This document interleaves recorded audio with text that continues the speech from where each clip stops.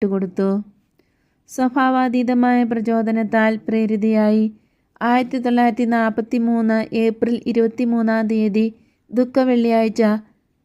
ദുഃഖവെള്ളിയാഴ്ച ദിവസം അവൾ ഭാഷണങ്ങൾ എഴുതാൻ തുടങ്ങി. ജീവചരിത്രം അതിനു മുൻപ് തന്നെ എഴുതി തീർത്തു. അമ്മയുടെ മരണം. ഏതാനും മാസങ്ങൾ കഴിഞ്ഞു. ഒക്ടോബർ 4 മരിയയുടെ അമ്മ മരണമടഞ്ഞു. മരിയയ്ക്ക് ലഭിച്ച സ്വർഗീയ ദൗത്യങ്ങളെക്കുറിച്ച് അവർ മനസ്സിലാക്കിയിരുന്നില്ല. അമ്മയുടെ കാർക്കശ്യം വകവയ്ക്കാതെ ഒരു ഉത്തമ പുത്രിയെപ്പോലെ മരിയ അമ്മയെ സ്നേഹിച്ചിരുന്നു. അമ്മയുടെ മരണത്തിനു ശേഷം വീട്ടിൽ മരിയയും മർത്തായും മാത്രം അവശേഷിച്ചു. നിഗൂഢാത്മാക ലേഖിക, മിസ്റ്റിക്കൽ റൈറ്റർ.